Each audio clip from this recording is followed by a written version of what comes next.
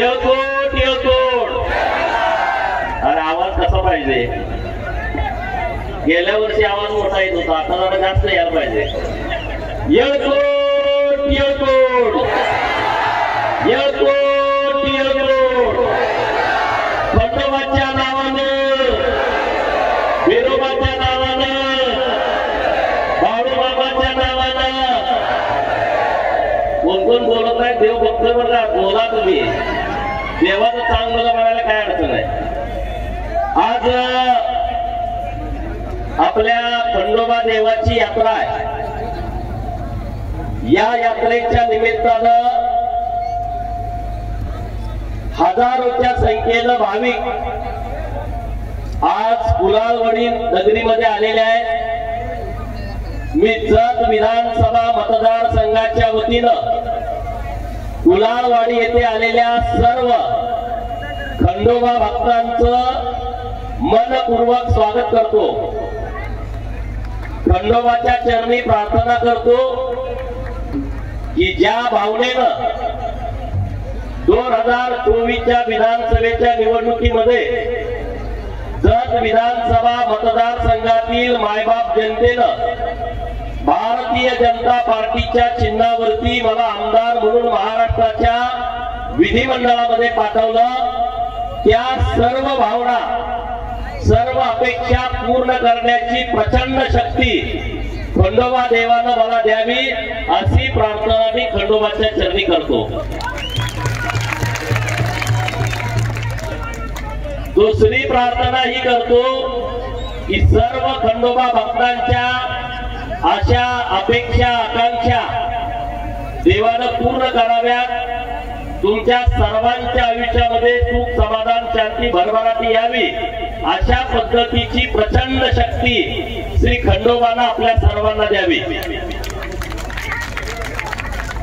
महेशराव आज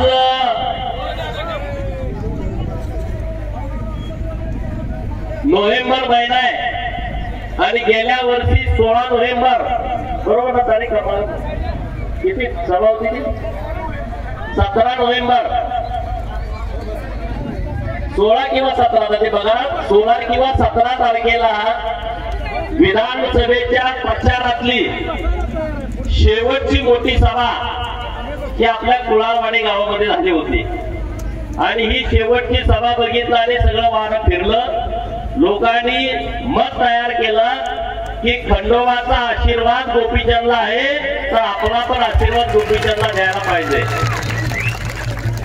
विधानसभेच्या प्रचाराची शेवटची सभा कुलाळवाडीत झाली. आता पुढचं मैदान लागले आणि त्याची पहिली सभा कुलाळवाडीमध्ये होते. शेवटच्या सभेनं निकाल फिरवला. मला महाराष्ट्राच्या विधिमंडळामध्ये सन्मानानं पाठवलं आणि आता मिनी मंत्रालयाच्या निवडणुका लागतील आणि त्या मिनी मंत्रालयाच्या प्रचाराची पहिली सभा खंडोबाच्या साक्षीनं, खंडोबाच्या आशीर्वादानं माझ्या कुलाळवाडीमध्ये होते आहे. तर या वेळचा सुद्धा निकाल हा बदलल्याशिवाय राहणार नाही. खरं तर कुलाळवाडीनं इतकं प्रेम केलं माझ्यावरती, 9 मतं विरोधकांना पडली आणि त्यामुळं विरोधक हायकोर्ट मध्ये गेले. म्हणजे असं कसं काय होतंय? एवढी कशी 1100 मतं एका बाजूला आणि 9 मतं एका बाजूला, काहीतरी घोटाळा झालाय आणि म्हणून त्यांनी कोर्टामध्ये याचिका दाखल केली. या विरोधकांना मला सांगायचं आहे, असा मशीन मध्ये घोटाळा होत नाही. हे घोटाळा करणारे सगळे इथं साक्षात उपस्थित आहेत. त्याने बटन दाबले प्रत्यक्षात, तेव्हा तो घोटाळा झालाय. तुम्हाला वाटतंय घोटाळा? आणि म्हणून तुम्ही जे प्रेम मला दिलाय, जत तालुक्यातल्या मायबाप जनतेने जे प्रेम मला दिलाय, मला जो सन्मान दिलाय आणि त्या सन्मानास पात्र राहून जत पूर्ण मतदारसंघ बदलण्यासाठी आम्ही रात्रीचा दिवस करतोय. मी आता काल मुंबईमध्ये होतो. येताना 4 मंदिरांना, सोन्याचं विठोबारायाचं मंदिर, बनाळीचं बनशंकरी मंदिर, मुचंडीचं रामेश्वराचं मंदिर आणि भिवंडीचं बेरन सिद्धाचं मंदिर, 4 मंदिरांना तीर्थक्षेत्र ब दर्जा घेऊनच मी रात्री गावाला आलोय. म्हणजे तीर्थक्षेत्र ब दर्जा दिला की 5 कोटी रुपये सरकार मंदिराच्या डेव्हलपमेंट साठी देतोय. आणखी 3 प्रस्ताव तिथं मंजूर आहेत. एक डोरलीच्या ब्रह्मनाथाचा, दुसरा खलाटीच्या लक्ष्मी देवीचा आणि मुकंडीच्या धारेबाचा. 3 प्रस्ताव पण तिथं मंजूर आहेत. आणखी 8-15 दिवसामध्ये ते मंजूर होतील. आणि मग त्यामध्ये श्री खंडोबा देव कुलाळवाडी यांचा तीर्थक्षेत्र बसचा प्रस्ताव आम्ही प्रस्तावित केलेला आहे. जेव्हा पुढच्या वर्षी इथं स्टेज असेल, बांधलेला असेल, काळजी करू नका. आता सरपंचांनी सांगितलं की पुढच्या वर्षाची वाट बघायची गरज नाही. उद्या सकाळी तुम्ही माझ्या ऑफिसला या आणि या स्टेजला लागणारे पैसे, तिकडे भाकणुकीच्या ठिकाणी लागणारे 20 लाख रुपये घेऊन जावा ना. तुम्हीच आता आमदार केले मला. पैसे मागायला तर तुम्हाला कुठे दुसऱ्याला जायचं आहे का? घरातला पोरगा तुम्ही आमदार केलाय. निधीची चिंता करू नका. कुलाळवाडी असेल काय, जत मतदारसंघातली सगळी गावं असतील काय, प्रत्येकाला निधी देण्याच्या बाबतीमध्ये मी कटिबद्ध आहे. कुठली आणि कसलीच अडचण येणार नाही. आणि तीर्थक्षेत्र ब ज्या दिवशी आपलं मंदिर होईल ना, तेव्हा 5 कोटी रुपयाचा आराखडा आपल्याला मंजूर होईल. एका मंदिराचं नाही, तालुक्यातल्या सगळ्या मंदिराचा आराखडा तयार केलाय. गुड्डापूरच्या दानम्मा देवीला अगोदरच आपण 5 कोटी रुपये दिले. दानम्मा देवीचं जन्मगाव असणारं उमराणीचं, तिथं तीर्थक्षेत्रचा दर्जा दिलाय. त्याला 5 कोटी रुपये आता आपण देणार आहे. काळ भैरव बिळूरचं, त्याला 5 कोटी रुपयाचा निधी येणार आहे. संघतीर्थ वळसंगचं केसराया मंदिर वळसंग, या मंदिराचा सुद्धा तीर्थक्षेत्र बचा प्रस्ताव आम्ही करतोय. नंतर चोरडीची शेट्टीताई माता, संघचा लायावा देवी, करंजीची लायावा देवी, आपल्या मलकारशीचं उमदी, मलकारशीचं बेळोंगी, ओमशीचं जालिया, आपल्या कुंती माता, कोणते बोगला, हे सगळी मंदिरं. गोळगिरीचं आपलं भैरवनाथाचं मंदिर, आपल्या जत शहरातलं येलामा मातेचं मंदिर, तिथलं अंबा मातेचं मंदिर, किसन सिद्धेश्वराचं मंदिर, एक पण मंदिर आपण असं शिल्लक ठेवत नाही. जत तालुक्यातलं किमान 30 मंदिर अशी आहेत की ज्या मंदिराच्या दर्शनासाठी महाराष्ट्र आणि कर्नाटकातून लाखो भाविक येतात, लाखो भाविक येतात. आणि त्याचा पूर्ण आराखडा तयार करतोय. आणि या सगळ्या देवाच्या कृपेनंच हा आराखडा मंजूर करून प्रत्येक देवस्थानला 5 कोटी रुपयाचा निधी कसा येईल अशी व्यवस्था आपण सरकारच्या माध्यमातून करतोय. कारण आता एवढी मोठी संख्या येते आणि मला वाटतंय महाराष्ट्रात आणि देशात असा कुठलाच तालुका नाही, एका तालुक्यामध्ये 30 मंदिर अशी आहेत की ती कुणाची तरी कुलदैवत आहे, कुठली तरी कुलदेवी आहे आणि लाखोच्या संख्येनं महाराष्ट्र आणि कर्नाटकातली लोक येतात. असं देशामध्ये कुठला तालुका नाही. मी अत्यंत जबाबदारीने बोलतोय, अत्यंत जबाबदारीनं मी त्याचा पूर्ण स्टडी करतोय. आता आपल्या सांगली जिल्ह्याचा विचार करा. कोटेमंगळ तालुक्यात एक आरेवाडीचं बिरोबाचं देव आहे, ते जतमध्येच असल्यासारखं आहे, बॉर्डरवरती 4 किलोमीटर वरती. परत दुसरं मंदिर आहे की जिथं लाखो लोक येतात. तासगाव तालुक्यामध्ये असं मंदिर आहे की जिथं लाखो लोक येतात. आटपाडीमध्ये 3 मंदिर आहेत, एक शीतलनाथ खरसुंडी जिथं लाखो लोक येतात, नंतर कुरुंदवाडीचा बिरोबा तिथं लाखो लोक येतात, आणि मग सोनार शीतल 3, त्याच्यापेक्षा जास्त तिथं मंदिरं नाही. खानापूर तालुक्यामध्ये एकच आहे रेवणशीताचं मंदिर की जिथं बाहेरून लाखो लोक येतात.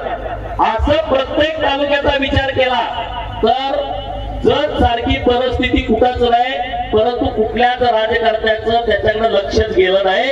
आणि म्हणून आपली जबाबदारी आहे की जर माझ्या तालुक्यामध्ये इतकी मंदिर असतील म्हणजे देवाची कृपा या तालुक्यावरती आहे आणि तो तालुका डेव्हलपमेंट करण्यासाठीच तुम्ही मला आमदार केलेला आहे, ही माझी भावना आहे. आणि त्यामुळं अजिबात चिंता करू नका. आता काही ठिकाणी 65 मिलीमीटरचा पाऊस पडला आणि सरकारचे नियम आहे की जिथं 65 मिलीमीटर पाऊस पडतो तिथंच तुम्हाला नुकसान भरपाई मिळणार. राज्याच्या मुख्यमंत्री महोदयांना भेटलो आणि म्हणलं साहेब आमच्या जत तालुक्यामध्ये 3च मंडळामध्ये 65 मिलीमीटर पेक्षा जास्त पाऊस पडलाय आणि बाकीच्या ठिकाणी नुकसान खूप झालंय, पण 65 मिलीमीटर पाऊस नाही. त्यामुळे आमचा शेतकरी त्यामध्ये बसत नाही. माननीय मुख्यमंत्री महोदयांनी आदेश दिले की सरसकट जेवढ्या लोकांचं नुकसान झालंय त्या सगळ्या लोकांना मदत मिळाली पाहिजे. आता तुम्ही मला रस्त्याची कामं सांगितली आहे. रस्त्याच्या बाबतीमध्ये जानेवारी महिन्यामध्ये मोठ्या प्रमाणामध्ये निधी आपल्या जत तालुक्यामध्ये येतोय. गाव ना गाव, प्रत्येक गाव डांबरी रस्त्यानं किंवा सिमेंट कॉन्क्रीटच्या रस्त्यानं जोडायची व्यवस्था माननीय देवेंद्र फडणवीस साहेबांच्या नेतृत्वात आपण करतोय. काही चिंता करू नका. मी आज तुमच्याशी बोलत असताना 100 किलोमीटर काल जत तालुक्यामध्ये दुसऱ्या मतदारसंघात 50 किलोमीटर दिलाय.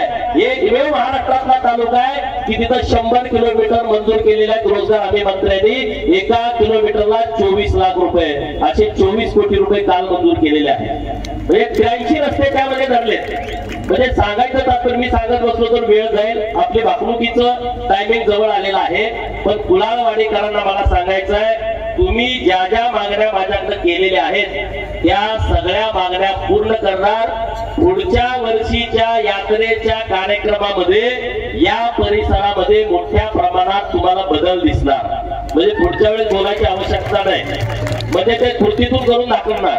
आता आमचे उमदीवाले इथं आले, तिथं मागं उमदीवाले बसलेत सगळे. मलकार शेताचं एवढं मोठं मंदिर आहे. आमचे पुजारी घाबरायला लागले, हे तीर्थक्षेत्र बंद झाल्यावर सरकारकडे जाते का काय. मी असताना कसं सरकारकडे जाईल? नाही ना जाणार. मी तुमचाच माणूस आहे ना. तुमचं कुणाचंही नुकसान होणार नाही, कुठल्या मंदिराचं नुकसान होणार नाही, कुणी घाबरण्याचं कारण नाही. सगळ्यांना व्यवस्थितपणे न्याय देण्याची जबाबदारी ही माझी आहे. जे माझ्या विचाराचे आहेत त्यांची काळजी घेणं आणि जे माझ्या विचाराचे नाहीत त्यांची पण काळजी घेणं माझी जबाबदारी आहे ना. मी तालुक्यातल्या कोणाला विरोधक मानत नाही, त्यांच्यावरती टीका टिप्पणी करत नाही आणि पुढच्याही निवडणुकीमध्ये करणार नाही. पण बाहेरचा कोण मला बोलला तर त्याला मी सोडणार नाही. बरोबर ना? याचं तुमचं मत आहे ना? आता सगळे पळायला आले जतला. जतला काय इथं काय मसोबाची खीर आहे? ते उठतोय जत. जेव्हा तुमच्या हातात होतं तेव्हा तुम्हाला काहीच करता आलं नाही. जतच्या लोकांच्या भावना तुम्हाला कळल्या नाही. जतच्या लोकांच्या डोळ्यातले अश्रू तुम्हाला पुसता आले नाही. तुमच्या हातात अधिकार असताना आणि आता तुमच्या हातात काहीच नाही, घंटा पण नाही तुमच्या हातात. काय तुम्ही देणार आहे जतसाठी? जतसाठी तुम्ही काय देऊ शकत नाही. तर द्यायचाच असेल तर जत तालुक्यातल्या 22,500 सभासदांनी गळ्यातलं मंगळसूत्र घाण ठेवून, कानातलं नाकातलं घाण ठेवून, जनावरं विकून, शेळ्या मेंढ्या करणं विकून, सोसायटीची कर्ज घेऊन, दुसऱ्याच्या शेतामध्ये सालावरती राहून जी सभासदांची 4,000 रुपये फी भरली आहे आणि जेव्हा 4,000 सभासदांची फी भरली तेव्हा 1 तोळा सोनं 4,000 रुपयाला होता. तो जतचा साखर कारखाना तो आमचा आम्हाला परत द्या, एवढीच आमची सगळ्यांची मागणी आहे. काय म्हणणार तुमचं? सगळ्यांचा हात वर करून सांगा. कारखाना परत घ्यायचा ना? कसल्याही परिस्थिती घ्यायचा नाही, दिला तर हिसकावून घ्यायचा. आणि त्यामुळे आपला कारखाना आहे ना. 1 तोळाची किंमत 4,000 होती का नाही तुम्ही भरले तेव्हा? मग आता तुमच्या सभासदाच्या शेअरची किंमत किती झाली? 1,30,000 एक शेअर आहे तुमचा. 4-4, 5-5, 6-6 एकेकाचे शेअर्स आहेत. तुम्ही काय तुमच्या बापाची भेट आहे का रे? आमच्या लोकांचा कारखाना तुम्ही धापताय करून आम्ही जतला काय देतो? जतला काय देणार आहे तुम्ही? काय तुमच्या हातात द्यायला? मी आहे ना खमक्यात जतला द्यायला. लागल ती द्यायची व्यवस्था मी करतो ना. देवाभाऊ सरकारमध्ये आहे आणि या कुलाळवाडीचा चेहरा बोला या 2 वर्षामध्ये पूर्ण बदलून टाकतो. पूर्ण. तुम्ही इतकं मला सहकार्य केलंय ना, इतकं सहकार्य केलं, इतका सन्मान वाढवून दिलाय. मुंबईमध्ये मला म्हटलं ती कुलाळवाडी कुठं आहे? मी तुम्हाला कसं काय कळलं? ते म्हणलं रिट पिटिशन दाखल झाले हायकोर्टमध्ये आणि त्यामध्ये कुलाळवाडीचं मतदान दाखवलंय आणि म्हटलं ते कुलाळवाडी बघायला तुम्हाला गावाला यावं लागेल, त्याशिवाय तुम्हाला कळणार नाही. कोकणाचं जेवण तुम्ही खाऊन आणि मग तुम्हाला कळलं की कुलाळवाडीची किंमत काय आणि हिंमत काय आहे. आणि त्यामुळं अशी अनेक गावं तालुक्यामध्ये आहेत ज्यांनी खूप माझ्यावरती प्रेम केलाय. त्यामुळे माझी संपूर्ण जबाबदारी वाढली, मला त्याची जाणीव आहे. आणि आता सगळ्यांचं लक्ष जात काय राज्याचं, काय उघड बोलतायत काय आतलं बोलतायत, सगळे पण विरोधात एक झालेले आहेत. त्यांचं म्हणणं गोपीचंदला थांबवा. अरे गोपीचंदला थांबवा इथपर्यंत ठीक आहे, परंतु जतचा विकास तुम्ही कशाला थांबवताय? आज पंचायत समितीची इमारत नव्हती, 60 वर्षापूर्वी बांधलेली इमारत, 30 वर्षानंतर इमारत नवीन बांधायला पाहिजे. नाही तुम्हाला जमलं, आमच्या सरकारनं 15 कोटी रुपये मंजूर करून दिले, त्याचा तर टेंडर होईल. एक देखणी इमारत जत तालुक्यातल्या कुठल्याही गावातला माणूस गेला त्याचं काम करण्यासाठी सुसज्ज इमारत तयार करतोय. नगरपालिका झाली 13 वर्ष झाली, नगराध्यक्षाला बसायला केबिन नाही, सीओला बसायला केबिन नाही, नगरसेवकांना बसायला मीटिंगचा हॉल नाही, इमारत नाही, 10 कोटी रुपये दिलेले आहेत. आता उंदीला अप्पर तहसीलदाराची मागणी आहे, संत अप्पर तहसीलदार आहे. माणगावमध्ये माणगाव मेंढीच्यासाठी संशोधन केंद्र करण्याची मागणी आपण सरकारने केलेली आहे. उंदीला नवीन बस स्टँड होत आहे, जतचं बस स्टँड आणि उंदीचं बस स्टँड, सगळ्या गावामध्ये गाड्या नाहीत आणि म्हणून गाड्या जर वाढवायच्या असल्या तर डेपो वाढवला पाहिजे आणि म्हणून त्याचा अहवाल तर मंत्रालयापर्यंत घेऊन गेलोय. उंदीला तर नवीन बस स्टँड होत आहे, संघला एक मोठं हॉस्पिटल करतोय आपण. गरीब लोकांना सांगलीला जाण्याची आवश्यकता नाही, बॉर्डरवरच्या लोकांना त्यांना संघ मध्ये एक चांगलं सुसज्ज हॉस्पिटल सरकारच्या माध्यमातून आपण उभा करतोय की तिथं गरीब लोकांना मोफत उपचार झाला पाहिजे. असे अनेक विषय हातामध्ये घेतलेले आहेत आणि त्यामुळं तुम्ही चिंता करू नका. तुम्ही ज्या विश्वासानं मला निवडून दिलाय त्या विश्वासाला केसभर पण तडा जाऊ देणार नाही, हा शब्द मी तुम्हाला देतो. केसभर पण कुणावरती अन्याय होणार नाही, न्याय सगळ्यांना होईल, अन्याय एकाही माणसावरती होणार नाही याची काळजी आम्ही घेऊ.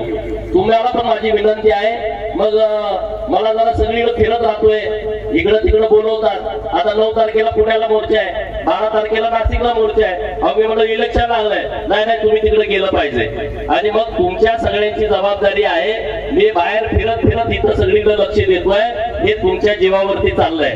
मला माहित आहे पुढारी माझ्या विरोधात गेले तर तुम्ही जात नाही. मग पुढाऱ्यांना माहित आहे तालुक्यातल्या मोठ्या की आपण किती जर याला विरोध केला तर लोक ह्याची बाजू सोडत नाहीत. आणि हा म्हातारबा देवाचा, खंडोबा देवाचा, बिरोबाचा, बाळूबाबाचा मला आशीर्वाद आहे. लोक म्हणते दादा तू एवढ्या मोठ्या लोकांच्या विरोधात कसं काय बोलतोय? अरे म्हणलं हे बिरोबाची कृपा आहे ना. मी महाराष्ट्रातल्या प्रस्थापितांच्या विरोधामध्ये बोलतो ही बिरोबाचीच कृपा आहे, दुसरं काही नाही. बिरोबा माझा पाठीराखा आहे, बाळूबाबा माझा पाठीराखा आहे, त्यामुळं कुणी माझं वाकडं करू शकत नाही, ही मी एकदम ठणकावून लोकांना सांगतोय.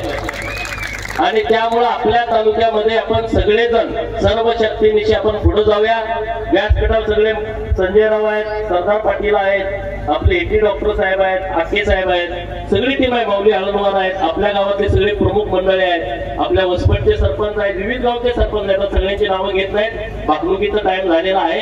परंतु तुम्ही चिंता करू नका, तुमचं कुठलंही काम असलं तर नक्की आमच्यापर्यंत पोहोचवा, आम्ही तुमच्या सोबत आहे. आता त्यांना मला इथं अडवायची व्यवस्था त्यांनी केली आहे. त्याला गोपीचंदचं तिथं काय नाही, पुढचं सगळं ह्याचं संपून टाकायचं. सगळे सर्व शक्तीनिशी एक झाले. मला तुम्हाला विनंती करायची हात जोडून, हे 5 वर्ष तुम्ही मला एक संधी काम करायची आता दिल्या विधानसभेच्या माध्यमातून, जिल्हा परिषद आणि पंचायत समितीच्या माध्यमातून आपल्या 9च्या 9 जागा जर निवडून दिल्या तर जिल्ह्याचं राजकारण हे फक्त जत मधनं चालेल, दुसरीकडून कुठं चालणार नाही. याची व्यवस्था मी तुम्हाला करून देतो. जिल्हा बँक आज त्यांच्या विरोधाकडे आहे, उद्या त्यांना त्यांचा इंगा दाखवतो. आज तुम्ही कर्ज मागायला गेलं तुम्हाला कर्ज देत नाही. तू कुठल्या पार्टीचा आहे, तुझ्या नावात ऊस आहे का, त्यांच्या पार्टीचा असला का, कुसला असले का 10 लाख, कुसला असले का 20 लाख, सगळं करतोय. 1 वर्ष दम काढा. किती? फक्त 1 वर्ष. जर जिल्हा बँक तुमच्या दारात जर नाही आणून बसवली ना, माझं नाव बदलून ठेवा.